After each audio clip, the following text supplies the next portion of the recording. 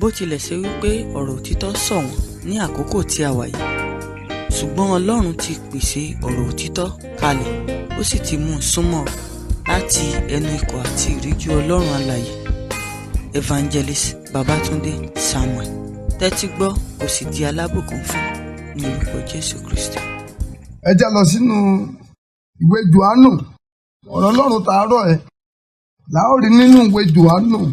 This morning shall be found in the book of John, Orí kejì, chapter 2, ẹsẹ̀ 14 verse 14. to 16. Ó sì rí àwọn tí ń ta màálù àti àgùntàn àti àdàbà ní tẹ́ḿpìlì àti àwọn onípàṣípààrọ̀ owó jókòó. Ó sì fi okùn tẹ́ẹ́rẹ́ ṣe pàṣán, ó sì lé gbogbo wọn jáde kúrò nínú tẹ́ḿpìlì àti àgùntàn àti màálù. Ó sì dá owó àwọn onípàṣípààrọ̀ owó nù, ó sì gbí tábìlì wọn ṣubú. Ó sì wí fún àwọn tí ń ta àdàbà pé, ẹ gbé nǹkan wọ̀nyí kúrò níhìn-ín, ẹ má sọ ilé bàbá mi di ilé ọjà títà. And found in the temple those that sold oxen and sheep and goats, and the changers of money sitting. And when he had made a scourge of small cords, he drove them all out of the temple, and the sheep and the oxen, and poured out the changers' money, and overthrew the tables, and said unto them that sold doves, take these things hence, make not my father's house an house of merchandise. Amen. Amen. Mo fẹ́ bá wa sọ̀rọ̀ lórí àkòrí tí mo pè ní kátàkárà nínú ìjọ. I'm talking to us on the topic of merchandise in the church. Kátàkárà nínú ìjọ. Wọ́n ní àdán doríkodò ń wò sí ẹyẹ. Ọlọ́run doríkodò tó ń tìbànújẹ́ ohun tí àwọn àlùfáà sọ ìjọ Ọlọ́run dà. God bowed his head in heaven in sadness, looking at what men of God has turned the churches on earth. Ominú kan Ọlọ́run lórí ohun tí àwọn pásítọ̀ jẹgúdújẹrá sọ ìjọ Ọlọ́run dà. God is so sad about what some pastors have turned his churches on earth. Àti ẹ̀yin oníbàárà ọmọ ìjọ. And you that patronizes them. Ẹ̀yin oníbàárà ọmọ ìjọ. Church members that patronizes Jẹ́ sọ kíní kan fún ẹ. Let me tell you something. Tó bá ṣe pé kátàkárà ní pásítọ̀, tí wọ́n ní pásítọ̀, tí wọ́n náà wá jẹ́ oníbàárà rẹ̀, ọ̀run ègbé lọ́jọ́ jùmọ̀ àti pásítọ̀ lọ́jọ́ lọ. You have a pastor that engage in church merchandise, and you too, you are patronizing such pastor, you are both going to hellfire. Ìbẹ̀rẹ̀ mínísítírì Jésù rè. That was the beginning of Jesus' ministry. A rí i pé ìgbà tí Jésù kọ́ bẹ̀rẹ̀ iṣẹ́ ìránṣẹ́. That when Jesus first started his Tí ministry, kò tí ì pẹ́. not too long after that, Bíbélì wípé ó lọ sí tẹ́ḿpìlì. he went into the temple. Sí kàyéfì Olúwa. To his greatest surprise, Àwọn oníṣòwò ní Jésù bá. he met people engaged in buying and selling. Jésù ò bá wọn aládùúà. He did not meet prayerful ones. Kò bá àwọn àsìpẹ̀. He did not meet those who intercede. Kò bá àwọn tí ó ń retí ìjọba He Ọlọ́run. did not meet those who are expecting the kingdom of Ṣùgbọ́n àwọn tó wá tà God. tí wọ́n sì wá rà. He met those who came to buy and sell. Ẹ rí ìwà kátàkárà náà ṣe kúnjọ lónìí. A rí i pé nígbà tí ó di òpin iṣẹ́ ìránṣẹ́ Jésù náà lọ. Towards the end of Jesus' ministry on Tí earth, Jésù tún lọ sí Jerúsálẹ́mù bákan Jesus náà. entered Jerusalem as well. Lẹ́yìn ìgbà tó gun kẹ́tẹ́kẹ́tẹ́ wọ Jerúsálẹ́mù tí wọ́n ké Hòsánà sí.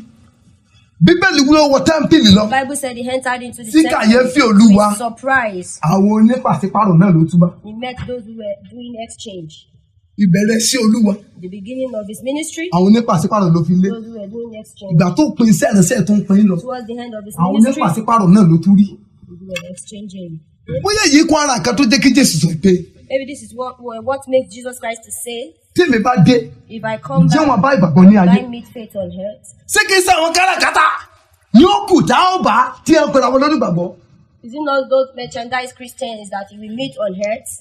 Bí ó ti wà láti kọ́ṣe As it was in the beginning, bẹ́ẹ̀ ló wà títí dìṣe. so it is to this present Ṣùgbọ́n kò ní rí time. bẹ́ẹ̀ títí láé mọ́. But it will never go. Torí pé nígbà tí Jésù bá dé Because when Jesus comes, yóò fi òpin sí orí burúkú àwọn he pásítọ̀. will put an end to Yóò fi all these òpin sí orí burúkú àwọn wòlíì. He will put an end to Yóò fi òpin sí orí burúkú àwọn He àpọ́stélì. will put an end to all Yóò fi this. òpin sí orí burúkú àwọn He evangelist. will put an end to Yóò fi òpin sí orí burúkú àwọn tíjà ìkẹ́. He will put an end to Àwọn ìkẹ́ ìránṣẹ́ Ọlọ́run fake ministers tí ò ṣe bí Olúwa ti rán wọn. not doing it as they Àwọn tì fún lọ́rọ̀.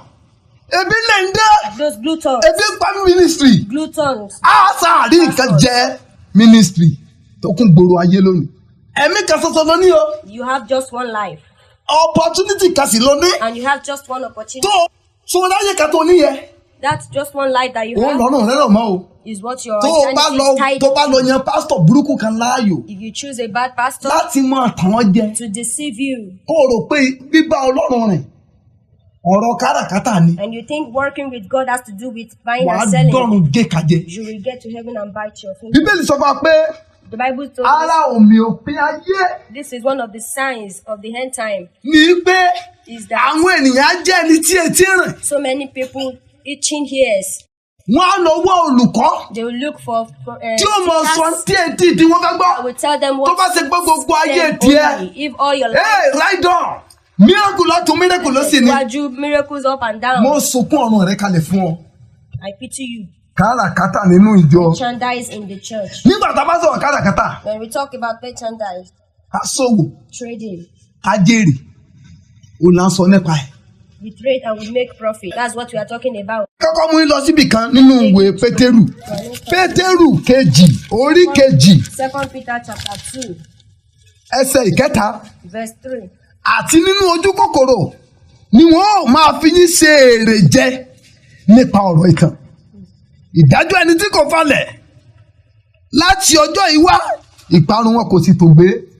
And through covetousness shall they with feigned words make merchandise of it. Nínú ọ̀rọ̀ ìtàn wọn From their deceitful wọ́n máa fi yín ṣe èrè jẹ. they will make merchandise Kí of ni it. àwọn ìwà káràkátà tó wà ní ìjọ? What are the practices of Ẹ merchandise? jẹ́ kọ́kọ́ bẹ̀rẹ̀ látòrí ẹ̀yin ọmọ ìjọ. Let me start from you, church. Ó ní ká members. máa fowó bẹ pásítọ̀ láti bá yín gba àwẹ̀. You give your money, you bribe him with your pastor with money. to fast Giving for money you. to pastors You in give order for them money to help you to fast. Pastors in order to fast. You for you. neglect your spiritual activities and shift the responsibility to your pastor based on money. Ká máa fi owó bẹ pásítọ̀. You give money Ní to àwẹ̀ the gbà. pastors to fast for you. Irú yín èèyàn bú ni yín. You are evil. Ní orí yín bá mi lọ títì. I can't blame you much. Ṣebí báyé yín ṣe rí náà níwá yín rí. Ẹni ò bá ti fi òótọ́ yóò rà rọ. Whosoever hated the truth will buy lie with Bíbélì sì wípé ra òtítọ́. purchase truth Kó má sì ṣe tà á. and sell it not.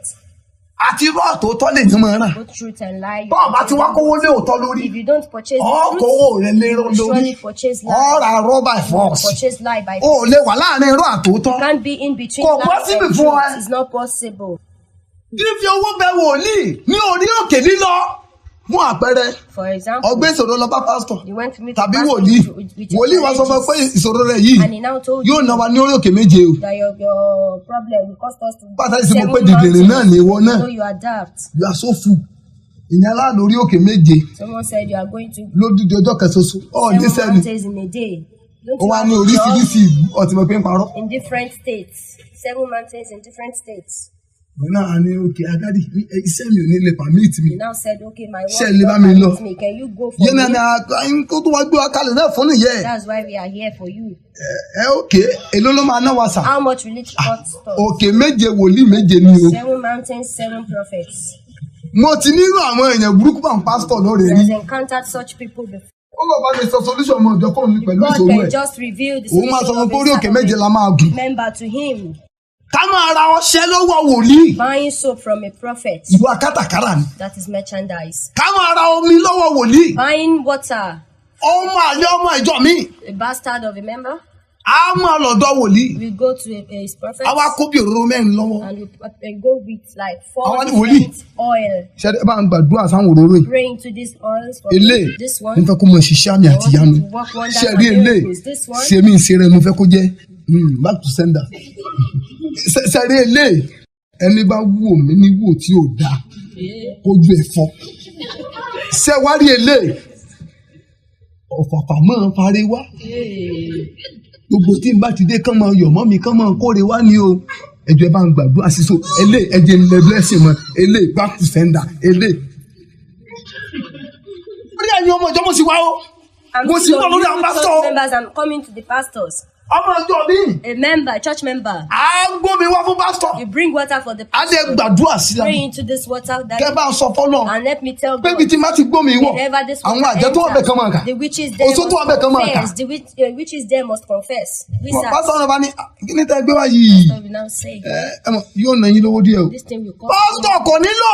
èmi náà ti mọ̀ pé yóò ná mi lówó ló jẹ́ ń dira wá. That's why I'm fully prepared.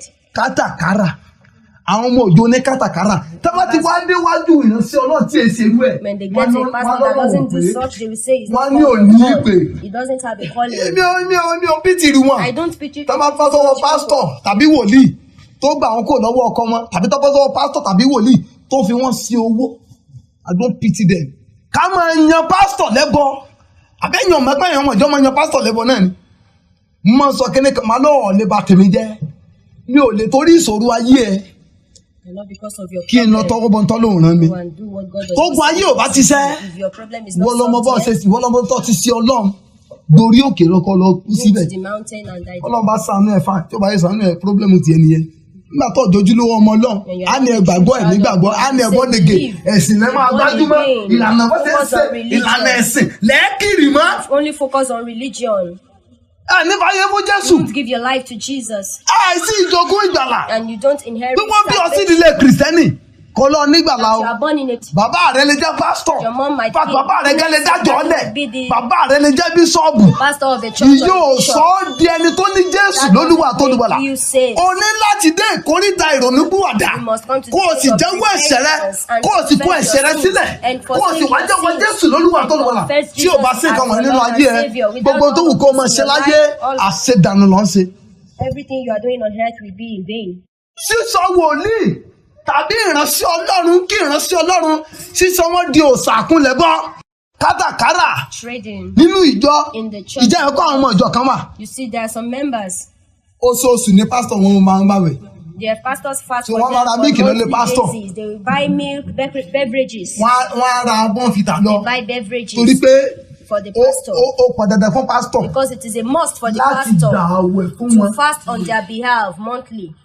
wọ́n ní olówó àmọ́ ìsan gbogbo olówó lè fowó sórí ibú o olówó lè fi owó sí orí burúkú in fact orí burúkú lè bọ́ olówó nítorí owó tó ní orí burúkú bá bàbá ọlọ́rọ̀ nínú Bíbélì nínú Luke 16 torí owó tó ní. That wealthy man in Luke chapter 16 bóyá eventually ká ní wò lówó bóyá kì bá ti lọ́rùn owó kọ́ ló gbé lọ́rùn àpájù Had it been ṣùgbọ́n in the ìgbéraga nínú owó tó ní ìgbẹ́kẹ̀lé nínú owó tó ní ló bá tiẹ̀ jẹ́. The pride in the money he has was what destroyed his life. àsomọ́ àwọn wòlíì láyé So he knew prophet on earth kẹ́ranko ẹ̀ tó kò láyé before his ní òsì gba Jésù.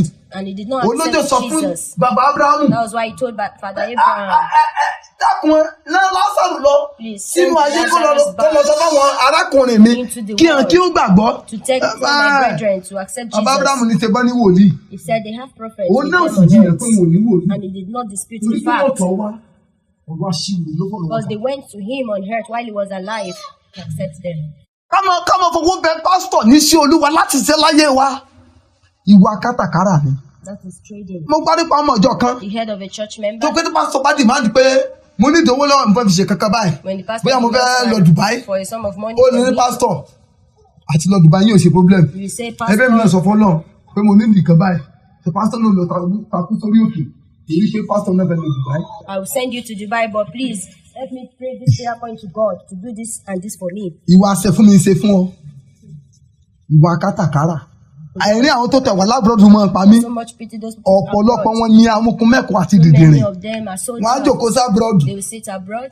mo gbọ́ pásítọ̀ kan The head of a man ara of àwọn God, wòlíì èké ṣá one of the wòlíì èké lè ní pé false prophets, torí wòlíì Ọlọ́run ṣe bẹ́ẹ̀ because a prophet of God cannot do wọ́n ló wà ní ọtí ó fẹ́ mọ ọtí so ó wá nídìí owó tó fi kọ́ àwọn ènìyàn lẹ́nu gan a beer parlor. He wọ́n needed ní money. òkè yóò pe oníbàárà wọn ó bá sì pé ó bá ní níbi tẹ́ wáyé olúwafẹ́ sílẹ̀kùn ayọ̀ fún yín ẹgbẹ́ kànga méje láìsí Nàìjíríà tó o pé ọlẹ́mọ́mọ́lá anytime kọ́ mi gbọ́ ọ̀nà ọgbà yín kó máa gbẹ́ kànga kó máa gbẹ́ kùsà kànga lọ sílùú òyìnbó kódà kọ́ ọ̀rá léwọ̀n bí ó dáa kọ́ lọ́ọ́ dìgìlẹ̀ ẹni àwọn. Then not say you want to do ọ ní láti gba license for anything tó bá fẹ́ ṣe You have to ó dẹ̀ mọ̀ pé kò license before possible you can do that. ìyá wa sọ wípé dáàdì sọ pé kò possible níbi tẹ́wà tó ó ní tẹ́wà lẹ́fọ́ wa gbé níbi tẹ́wà ní kẹ́ máa yín gbé kànga síbí kànga ayọ̀ yín kẹ́ máa yín gbé ọ̀rọ̀ àwọn ẹlòmíì máa irritate mi kán máa ní gbẹ́kànga ayọ̀ síbí èló ní ògbẹ́kànga méje ọwọ́ apáwọ́ ẹ̀pọ̀ ọ̀sẹ̀ díẹ̀ sí wòlíì ìyẹn yà fowó jayé kò ti gbọ́n ṣèbí yẹn ni ò gbọ́n ọ̀pọ̀lọpọ̀ àwọn tó wà lábúrọ̀d ní màá kó sọ́wọ́ tó bá ti wọ́n kó sọ́pọ̀lọpọ̀ wọ́ tán wọ́n á ní kò sí man of God wà ní tí wọ́n lórí íńtánẹ́ẹ̀tì wọ́n á máa accuse àwọn man of God wọ́n á ní scam àwọn man of God the Bible is not real there is no man of God there is no heaven there is no hell ẹ bá lọ wá kúlẹ̀kúlẹ̀ wọ́n ti kó sọ́wọ́ àwọn èèyàn bí kan tí ẹ ti kàn wọ́n mọ́gi. They've been scammed by fake ministers. dákun Yorùbá sọ pé ọ̀rẹ́sẹ̀ wèrè ọ̀bù ṣé ọlọ́gbọ́n ní ògbé tiẹ̀ lẹ̀ ìwà káràkátà tó kọ́ ọmọ ìjọ rẹ o òun náà ni ò jẹ́ nígbàlà. That is why they are not saved. ìjọba pé lẹ́sìn lọ́pọ̀lọpọ̀ fàyè ẹ̀ ṣe títẹ̀ ikú mo gbọ́ nípa àwọn kan tí wọ́n lówó lọ́wọ́ wọn ò ní lọ ṣọ́ọ̀ṣì ṣùgbọ́n náà pásítọ̀ kan fowó rán níṣẹ́ torí àwọn pásítọ̀ lọ lé wọn lọ sí sóòru ọ̀sẹ̀ kan ò lè lọ wọ́n ti pẹ̀lú nínú ẹ̀rí pásítọ̀ ọ̀rẹ́ mi kan ó ní àwọn àlọ́gbàdúrà ilé ìgbàgbọ́ olówó àlọ́gbàdúrà àdèmọ́ àgbàgbà ẹ̀mú. báwọn kan ti ń gbígbé ayé wọn nìyẹn ọjọ́ Sunday bá wọn kẹsẹ̀ lẹ́sẹ̀ ni. On Sundays they will just cross their legs. ọgbà ayédè ti lu jára dandan báyìí àwọn tíìbì kan wà tó pé tó bá kàn ní máa fà ilé tàbí ráta anywhere in the world so bó ṣe ń rí látòrí service kan náà mo rí sí mi mo lè já sí mi náà òkè kan gbọ́ bàbá Oyèdépò díẹ̀ kan lè sí nínámẹ́sì kan gbọ́ pọlọ́nẹ́sẹ̀ díẹ̀ kan tó gbọ́ sí rìdíìmù kan gbọ́ bàbá Adébóyè díẹ̀ kan tó já sórí so báwọn kẹsẹ̀ ní láìsí wọn nìyẹn wọ́n dẹ̀ mọ́ jọ pọ̀pọ̀ wọn lẹ́gbẹ̀ẹ́ wọn mọ̀ mú júìsì sí Jésù tí wọ́n lé torí fífọ́ bá ti wá dé wọ́n ti láwọn kọ́ńtàtì oríṣiríṣi àwọn abẹ́rẹ́ pásítọ̀ lọ́wọ́ tí wọ́n pè tí wọ́n hàn wá náírà fún $2 ẹni $2 bá máa kàn ẹni $3 bá máa kàn ìwà kátàkárà. tá a bá wo iṣẹ́ àwọn apọ́sítélì orí 8 bíbélì sọ fún wa nípa Símónì Òṣó ẹni tó náà sọ pé òun gbàgbọ́ kò torí Ọlọ́run gbàgbọ́ nítorí iṣẹ́ àmì àtìyanu tó ní tí Fílípì ṣe wọn ló ń kíyèsí iṣẹ́ àmì àtìyanu yẹn ẹ rántí pé kó tó lóun sọ pé òun gba Jésù wọn ní ó ti fi ọ̀pọ̀lọpọ̀ ọdún ta àwọn ará Samaria jẹ pẹ̀lú agbára òkùnkùn agbára oṣó familiar power familiar spirit táwọn yẹn ti rò pé ìránṣẹ́ Ọlọ́run ènìyàn ńlá ni ṣùgbọ́n nígbà tí Fílípì dé pẹ̀lú ìyẹrẹ Kristi ojú àwọn yẹn là wọ́n rí pé diabolical power ló lò gbà tí àǹtí lọ́dọ̀ ẹ̀ mọ́ wọn ló wá òun náà kó tó kó tó gbọ́ ó ṣàwọn kíyèsí wọn ló ń bá Fílípì wọlé ń bá Fílípì jáde àbótọ́pẹ́ kan tí Fílípì ń dá sí ni ó rí i pé orúkọ Jésù náà ni ó mú ṣe agbára wa ṣùgbọ́n Bíbélì wa sọ pé ní àkókò ìgbà náà àwọn èèyàn tí ìgbẹ̀mí mímọ́ àwa dé láti ránṣẹ́ sí Jerúsálẹ́mù láti lè sọ fún àwọn àpọ́stélì kí wọ́n lè wá kí àwọn tó gbàgbọ́ ní Samaria lè gba ẹ̀mí mímọ́ so Bíbélì sọ fún wa pé ìgbà tí Pétérù dé òun Jòhánù wọ́n bẹ̀rẹ̀ sí ní gbé ọwọ́ lé àwọn onígbàgbọ́ ńgbà yẹn wọ́n lè bẹ̀rẹ̀ sí ní gba ẹ̀mí mímọ́ ó wá rí pé ẹ̀mí mímọ́ tí Fílípì ń ṣiṣẹ́ rẹ̀ wọ́n ló wá mú owó I'm very sure owó tó jọjú ló máa jẹ́ wọ́n ló fi lò wọ́n àwọn ìjẹ́wọ́ sọ fún pé kó ṣègbé pẹ̀lú owó ẹ̀ ìwọ ni lérò àti ra orí òfin Ọlọ́run àwọn olùṣọ́ àgùntàn dédé nìyẹn àwọn ìránṣẹ́ gidi tọ́lọ́run lè fọkàn tán nìyẹn àwọn tó dẹ́kun ìwà kátàkárà nínú ìjọ adẹ́rẹ́ pé gbogbo orí burúkú lọ́pọ̀lọpọ̀ náà ṣe ní òjẹ́ níjọ kan pàtó tí wọ́n bá wá kú wọ́n mọ̀ wá pásítọ̀ kan tí ó kàn sáfowó bọ́ọ̀ lọ́wọ́ pé kó wá sí ìkú àpàpàǹdodo ẹ jẹ́ bọ́ sórí àwọn ìránṣẹ́ Ọlọ́run ipa kejì nìyẹn àwọn ọmọ ìjọ ní kátàkárà ni mo sọ̀rọ̀ lé lórí. First part was talking about the ipa kejì báyìí mo sọ lórí àwọn ìránṣẹ́ kátàkárà. Second part goes to merchandise. sẹ́rí yẹn máa pín sípa méjì. You will split that into 2 parts as well. ní kúkúrú ipa àkọ́kọ́ àwọn tí Ọlọ́run pè lóòótọ́. Those who are truly called. tí wọn ò dalẹ̀ májẹ̀mú. that did not. ṣùgbọ́n tí wọ́n ta ẹ̀bùn Ọlọ́run. the covenant of God but they sold. àwọn tí Ọlọ́run pè lóòótọ́. those who they are truly called. God called them. Ọlọ́run pè wọ́n ní tòótọ́. wọn ò dé dalẹ̀ májẹ̀mú lóòótọ́. They did not betray the covenant. ṣùgbọ́n wọ́n ti ń ta orí ọ̀fẹ́ Ọlọ́run. But they are selling upon their life. ẹ rí i pé irú wọn. Such people. tẹ́fàdé ṣọ́ọ̀ṣì irú wọn. When you get to their church. lọ́jọ́ Sunday. On Sundays. kàlẹ́ndà wọn. Their calendar. ọjọ́ Sunday ni wọ́n fi títà lé sí. Is on Sunday they will sell it. ọjọ́ Sunday ni wọ́n fi títà wristband sí Their báńdì wristband, ṣọ́ọ̀ṣì they will sell it on Sunday. special anointing During oil special anointing oil. they will ọjọ́ sell Sunday it ni mo fi títà rẹ̀ sí. during Sunday service. Wà ní mọ̀ yàtọ̀ You won't know the láàrin ìgbà difference tí wàásù ń lọ between when àti someone ìgbà is tí wọ́n going jó on and between when they are àti ìgbà tí wọ́n ti ń dancing, gbàdúrà and between when torí they pé are ẹ sàmọ́ praying. láwọn kan Because you will see some tí wọ́n jẹ́ people ọ̀sà that call themselves tí wọ́n mọ̀ ọ̀pá náà tí wọ́n lè kí they will going about with anointing oils for sale. ìwàásù lórí pẹpẹ o. Someone is going to the altar, going about with anointing oil for sale. How many do you want to buy? How many should we bring from that ìwàásù ń side? lọ Someone is ọjà going títà on, náà sì dúró. and ìwàásù ń lọ someone is going on, ọjà títà náà ṣe kíni kò sì dúró. and they are selling. ṣé wàá mọ tó burú àwọn ìránṣẹ́ Ọlọ́run tí ń ṣàkóbá fáyé àwọn ọ̀sà ẹni. The worst part is that this prophet, they torí pé ìjà mọ̀ ẹ́ pé pásítọ̀ tá máa fi sọ ìdí nǹkan bẹ́ẹ̀ yẹ ó lè sọ fún àwọn ọ̀sà tó bá wà pọ́ìntì pé iye tó bá tà lẹ́yìn èrè tó bá. I'm telling you ntí Ọlọ́run fi sí mi lọ́kàn nìyẹn nígbà tí mo fi mẹ́sẹ̀jì and I'm very sure pé ntí Olúwa rí pé ń lọ́nà òjò ni that's what is going on in most churches. pé target work You have a target. ọ̀sà ní target work Also have a target. lọ́jọ́ Sunday Sales. iye kàlẹ́ndà tó gbọ́dọ̀ tà The number of calendars. iye you sell, òróró tó gbọ́dọ̀ tà the number of bó bá ṣe lóróró tà sí anointing oil, so lórí òróró kan sell, the wọ́n lè more ní you gain. 100 naira gbogbo. You might say, okay, oh, you are collecting ọ̀sà tó gbọ́ pé lórí òróró kan ń gbọ́dọ̀ Also náírà that hears that, okay, oh, if I sell one bottle of oil, títọ́ tí wọ́n tọ́sí pọ̀tọ́ tó bí 2000 and they have many wá ní kó má di population láàrin of kiri. members in the church. bó ti rìn inú ìjọ ní òmìnira tá a jọ ọ̀sà tó tún mọ polówó sí yín. Some churches will be advertising their products in the I'm church. telling you wọ́n máa advertise omi tí They pastor will be praise advertising the prayer òróró tí water, pastor praise prayer oil. wọ́n ní tẹ́ ẹ bá rà If you buy it, wọ́n tẹ̀túlẹ̀ mọ́ sọ fún mi pé they're telling you ogun kan jà mí there was a problem. I was ṣé facing. rí ìgbà tí mo lò ó rò After tí using mo this lo omi oil, after using gbogbo this yẹn bá parẹ́ water, the problem disappeared. ẹ ṣé olóòótọ́ Ọlọ́run má jẹun bàbá wa lórí òkè ó wà The síbẹ̀ o covenant of this mountain ó ṣiṣẹ́ agbára is still tó bá rí bẹ́ẹ̀ ẹ̀mú mẹ́ta wá Bring three. mo tún rántí ọmọ mi kan tó wà lẹ́kùn I remember ẹ bá my tún mú kàn sí child wa in Lagos. Bring one more. ẹ̀yin náà ẹ rí pẹ́ẹ́rì àná lọ You too, you will see that you see the hand of God. ìwà tún sí ń lọ lọ́wọ́. Preaching is going on. gbogbo àwọn olùṣọ́àgùtàn tí wọ́n ń gbà kí àwọn ọ̀ṣà máa ta nǹkan nínú ìjọ Sunday On Sunday during kì service, bá ṣe kàlẹ́ndà lẹ́tà whether you are selling kì bá ṣòróró whether you are kì selling bá ṣomi oil or omi ordinary bẹ́ẹ̀ ti yà water, sọ́tọ̀ tẹ́lẹ̀ gbàdúrà sí the water you have lẹ́ńtà fáwọn poured èèyàn holy water. wọ́n sọ fún yín báyìí I am telling pé you, ọ̀run àpáàdì lẹ́ lọ you are going to hellfire. gbogbo olùṣọ́àgùtàn Every man of gbogbo God, bíṣọ́ọ̀bù every bishop, evangelist evangelist. ìjẹ́ ìmọ̀ pé evangelist mi náà lọ ṣọ́ọ̀ṣì kan You know some evangelists, they will go to a church.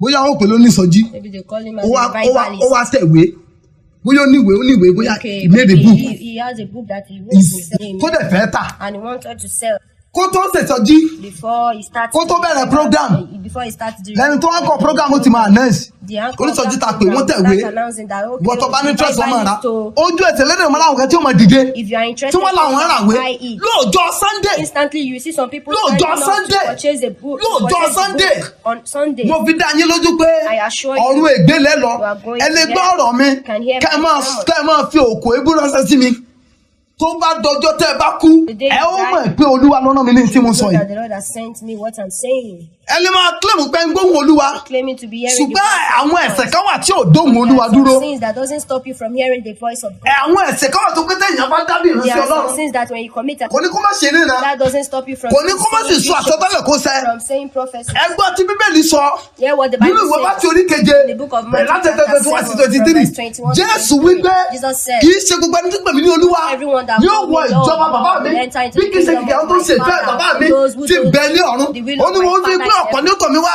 ní ọjọ́ náà Many people will come to me that day, wípé Olúwa that Lord, Olúwa Lord, ní orúkọ rẹ in your name, ní orúkọ rẹ in your name, kì í ṣe orúkọ sóò is not in the kì í name ṣe of the orúkọ wizard àjẹ́ o or witches, wọn ò fògùn mọ́ o not by the wọn ò wọlé aláwo o They didn't wọn ò enter bẹ́sùn múlẹ̀ o house. but ní orúkọ Jésù náà ni In the name of wọ́n Jesus. gbàgbọ́ lóòótọ́ They believe abaptisi truly. wọn lóòótọ́ They were truly wọ́n gbàgbọ́ baptized. mímọ́ lóòótọ́ They received ní orúkọ rẹ̀ náà sí náà ni That is náà fi ń ṣe gbogbo tí wọ́n ń ṣe and in his name they does all the ṣùgbọ́n miracles. torí pé wọn ò ka ọ̀rọ̀ rẹ̀ But kan because they think they are above the word of God they think all wọ́n rò pé about àwọn ju ọ̀rọ̀ Ọlọ́run lọ Lord. Jésù sì dáhùn pé èmi yóò wí fún wọn ní ọjọ́ náà Jesus answered that I will tell them that day. èmi kò mọ̀ yín. I don't know you. Ẹ̀yin oníṣẹ̀ṣẹ̀. You workers of any. Títà nǹkan lọ́jọ́ Sunday nínú ìjọ. Selling something in the church on Sundays. Yóò ràn ọ̀pọ̀lọpọ̀ pásítọ̀ wọlé. He sends so many men of God. Ìjẹ́ ìmọ̀ pé àwọn pásítọ̀ kan wà. There are some pastors. Tó yẹ pé bóyá Ọlọ́run lọ́wọ́. Maybe God has helped. Wọ́n ní erected building tó solid. Their churches there. Wọ́n nílé ìjọsìn tó dáa. They already have a good church. Wọ́n ti wá yọ the bookshop síbẹ̀. There's a bookshop in the church. Ọjọ́ Sunday. On Sunday. Bookshop yà tún wà ṣíṣí. Their bookshop will be opened. Wọn ò bọ̀wọ̀ fún Ọlọ́run. They are not honoring God. Ìṣe káràkátà náà. That is merchandise. Ọmọ ìjọ kan náà lẹ́fì sọ bẹ́ẹ̀. You put a. Báwo ni ẹ ti ń jáde lọ́ra mineral? In that bookshop. Náà ń jáde lọ bẹ̀ lọ́ra pọ̀pọ̀. Wọ́n ra mineral táwọn jòkó síta. Wọ́n mu mineral táwọn ò ní wọlé bọ̀rọ̀. Ìwàásù ọmọ ọlọ́run ò ní wọlé. Pop outside during sermon. Orin ló lè mú kán wọlé tá máa jójó ẹlẹ́yà. Ìwà káràkárà. Merchandise. Torí ọ̀pọ̀lọpọ̀ ìránṣẹ́ Ọlọ́run. So many. Mi ò máa gbé ohun guilty ọ̀rọ̀ yìí o. I don't know if you are. Ọ̀pọ̀lọpọ̀ ìyàwó ìránṣẹ́ Ọlọ́run. Ìjọ tẹ kò pọ́n dandan kí ìjọ tó bì. It's not necessary the church. Ìyàwó pásítọ̀ mi. There are so many pastors. Ọjà tó tàkù láàrin ọ̀sẹ̀. The goods is sold. Àwọn mineral. She sold during the week. Puff The puff. minerals. The Biscuits. The biscuits. Tó tàkù sọ́ọ̀bù. That she sold in her Láàrin shop ọ̀sẹ̀. during the week. Ọjọ́ Sunday ni ó gbé wá. She will not bring it to church on Ẹgbẹ́ bí Sunday. ọ̀tá náà báyìí ni ó wà. She will place it beside Ẹni the ọ̀fun bá ṣe ń gbẹ. altar. Whosoever is Ó ti ní ọ̀tà kan tó thirsty, ti fi tì í. there's an usher beside the goods. Tó bá ti sọ wọ́n bá ìmọ̀ yẹn ti rò kó mineral ni.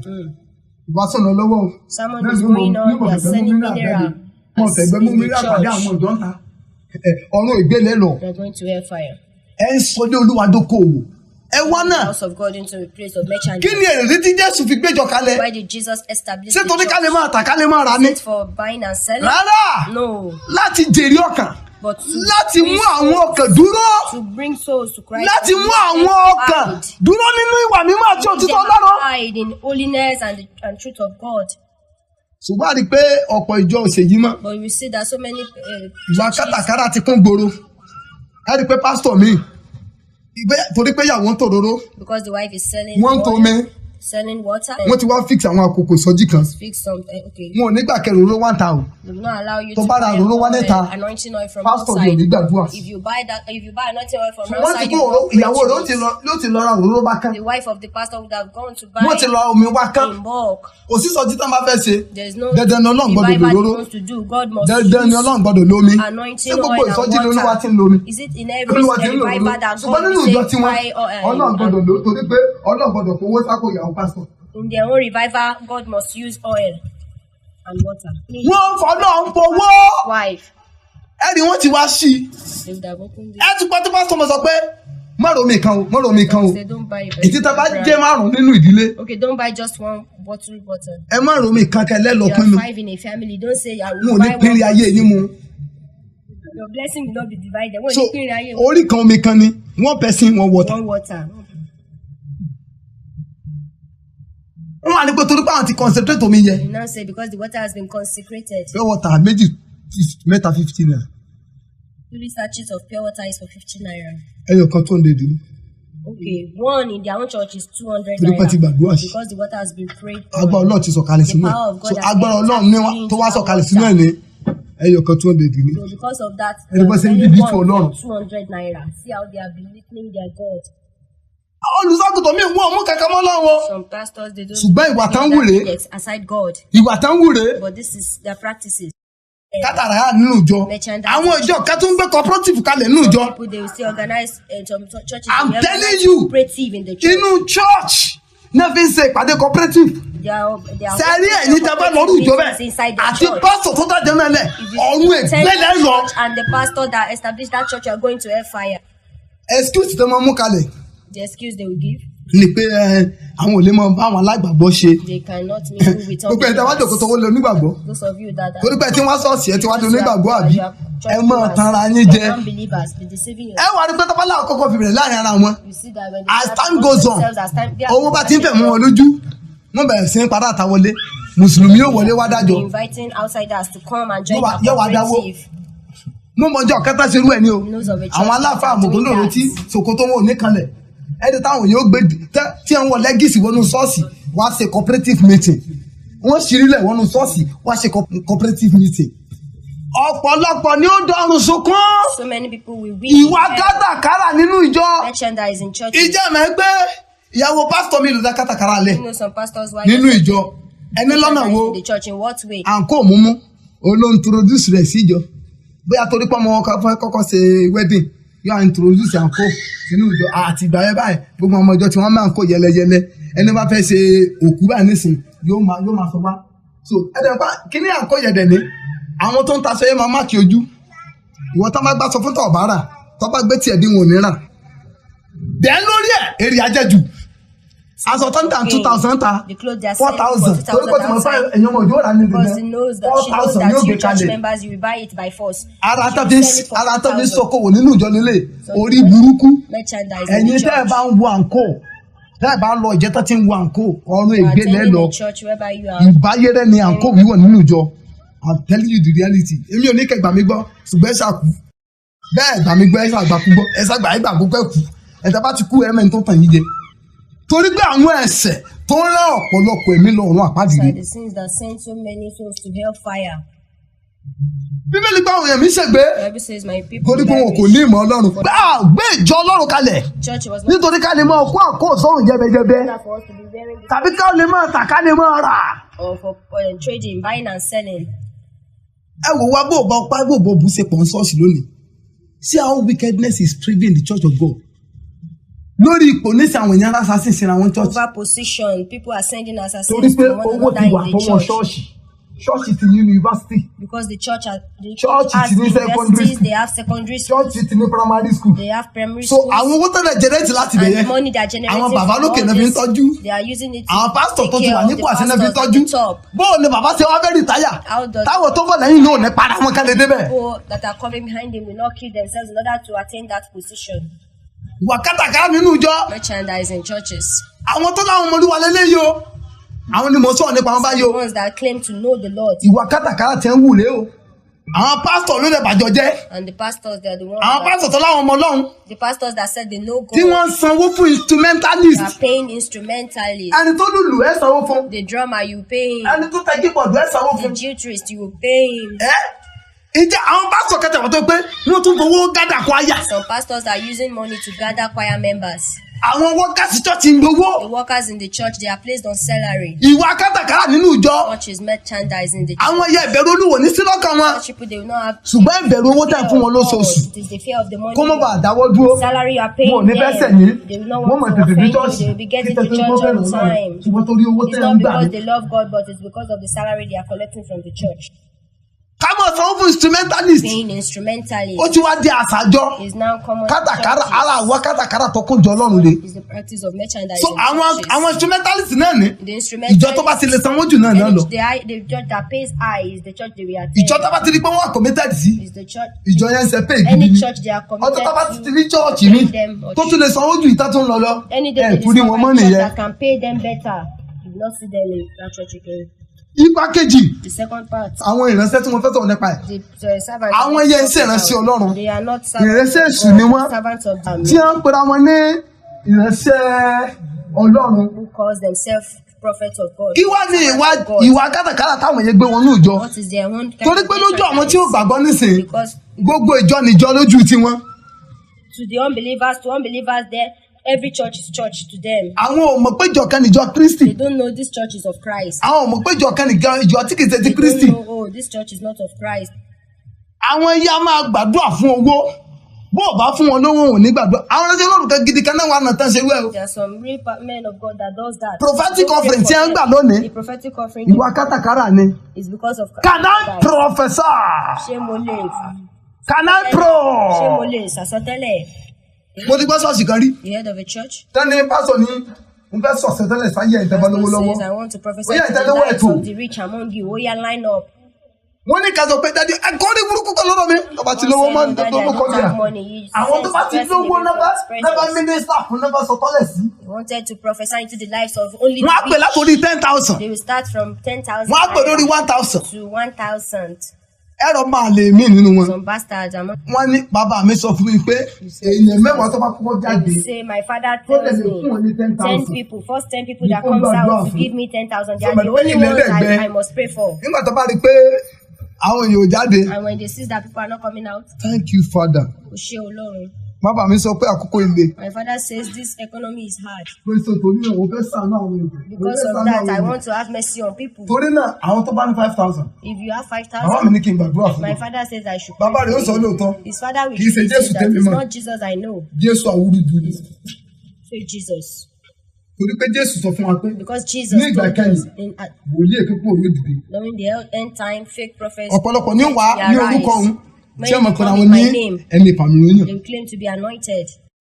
Ká ta omi ká ta òróró. Selling Kò sí kankan tó wá lọ́fẹ̀ẹ́. Jésù wípé ọ̀fẹ́ lẹ́yìn gbà ọ̀fẹ́ ní kẹ́kì fún ni ṣùgbọ́n kò sọ́fẹ́ ní ṣọ́ọ̀ṣì mọ́ báyìí. That's what make many people to rush into ministry.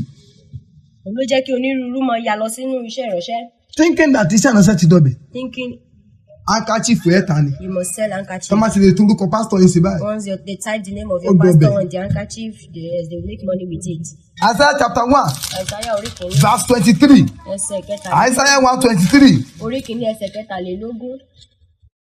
Àwọn ọmọ aládé rẹ̀ di ọlọ̀tẹ̀ àti ẹgbẹ́ olè olúkúlùkù ń fẹ́ ọrẹ wọ́n sì ń tọ èrè lẹ́yìn wọn kò ṣe ìdájọ́ aláìní baba bẹ́ẹ̀ ni ọ̀ràn opó kò wá sí ọ̀dọ̀ wọn. Thy princes are rebellious and companions of thieves.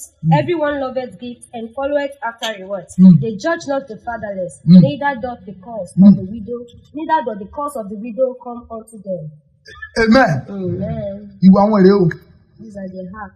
Àwọn yẹn ṣe ìránṣẹ́ Ọlọ́run. They are not men of Àwọn yẹn ní ó ta ọṣẹ fún ọ. They are the ones that will sell soap for you. Wọ́n á ta òróró fún ọ. They will sell anointing Wọ́n á ta oil. àwọn àdàmọ̀dì àbàmì òróró. They will sell Àwọn òróró tó bá kírọ́ọ̀sì nínú ẹ̀. the oil that you will meet. Bí kírọ́ọ̀sì ṣe wọnú òróró yẹn ò ní How mọ̀. the cross entered the oil. Àwọn ní ìránṣẹ́ lẹ́kúlẹ́jà ọ̀dọ̀ tí wọn kò sọ̀fẹ́ ni rárá. There is nothing free. Tọ́bádà dọ́dọ̀ wọn When you get to them, iṣẹ́ ìbílẹ̀ náà fi lò ní ẹ sì ràn lọ́wọ́ wọn ni.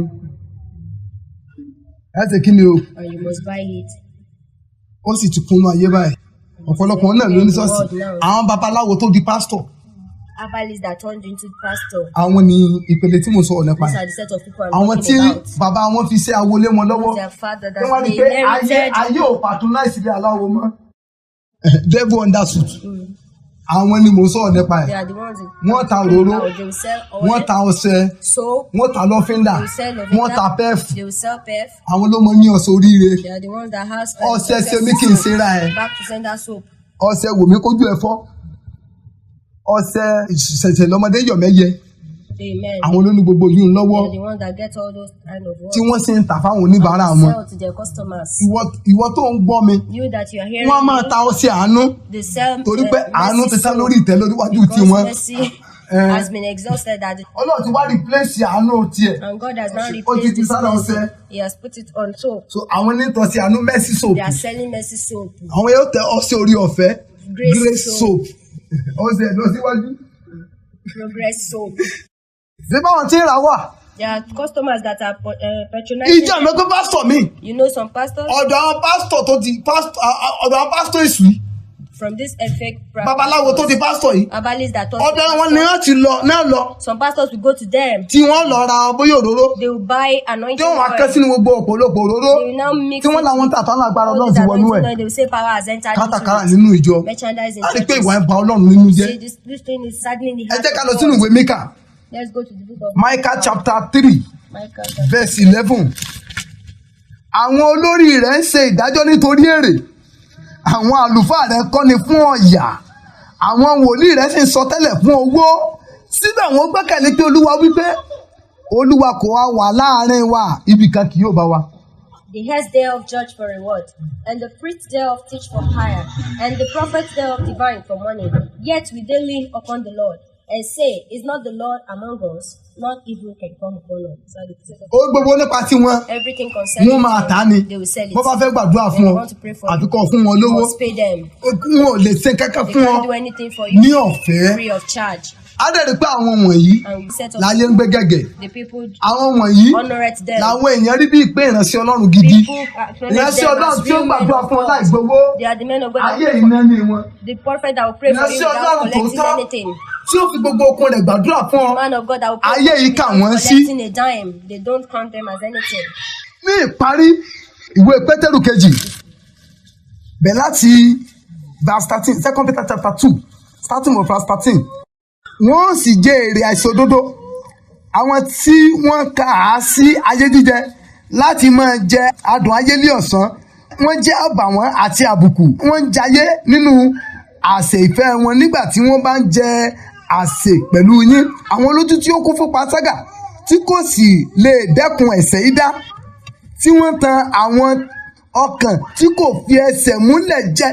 Take notice of that place. Wọ́n tan àwọn ọkàn tí kò fẹsẹ̀ múlẹ̀ jẹ. Àwọn tí wọ́n ní ọkàn tí ó ti fi ojú kòkòrò kọ́ra, àwọn ọmọ ègún. Verse 15. Wọ́n kọ ọ̀nà tí ó tọ́ sílẹ̀. Can you see that? Wọ́n sì ń sáko lọ. Wọ́n ń tẹ̀lé ọ̀nà Bélámù ọmọ Péórì, ẹni tí ó fẹ́ràn èrè àìṣòdodo. And shall receive the reward of unrighteousness, as they that count it pleasure to riot in the daytime, sport they have and blemishes, sporting themselves with their own deceivings, while they feast with you, having eyes full of adultery, and that cannot cease from sin, beguiling unstable souls, and hearts they have exercised with covetous practices, caused children, which have forsaken the right way, and are gone astray, following the way of Balaam the son of Bosor, who loved the wages of unrighteousness. Bíbélì fi yé wa pé Bible made us to understand òpin wọn á burú. their hand shall be so Òpin àwọn tó ń ṣe nǹkan wọ̀nyí á burú. their hand Ẹ shall lè rí be kí ọ̀pọ̀lọpọ̀ àwọn disastrous. ìjọ kátàkárà You yìí see these merchandise churches? wọn ò jẹ́ kí àwọn mẹ́mbà wọn fẹsẹ̀ múlẹ̀ nínú ìgbàgbọ́ nínú They Kristi. don't permit their members to be stable. in Ọ̀pọ̀lọpọ̀ Christ. àwọn ọmọ ìjọ wọ̀nyí tí àwọn bá ti ra òróró pásítọ̀ wọn, All these wọn ò members, gbàgbọ́ pé ààbò Ọlọ́run dájú lórí wọn. unless they Tí àwọn bá ti purchase this, ra handkerchief pásítọ̀ wọn, unless they purchase anointing oil and handkerchief, wọn ò gbàgbọ́ pé Ọlọ́run wà pẹ̀lú àwọn. don't believe that God is Irú àwọn ọmọ ìjọ with bẹ́ẹ̀ them. Such members, lẹ́rìí pé wọ́n ti jáde kó ń lé you will see after they torí pé wọ́n ò left rántí their tó àná tí hàn houses, sórí. when they are forgotten to anoint themselves with the oil. Tàbí wọn ò mú handkerchief dání. They didn't go out with their handkerchief. Ẹ rí i pé bí wọ́n ti wọkọ̀ dé jìnnàjìnnà, Once wọ́n á sọ̀kalẹ̀ they might have gone far, they will alight from the vehicle. and come back home They will wọ́n padà sílé láti wá mú àìnídìyàn ní to anoint their láti wá mú hands handkerchief wọn. with oil and to pick their handkerchief. Àwọn tó lè ṣe nǹkan wọ̀nyí Such people that wọn ò do these wọn ò things, bíúdì ìgbàgbọ́ àwọn mẹ́mbà wọn they are nínú not Kristi. building their members' faith in Orí ohun Christ tí wọ́n ń kọ́ Jesus. ìgbàgbọ́ àwọn ìjọ wọn lé What they are building their church torí ohun tí kò lè fúnni ní ìgbàlà. is what cannot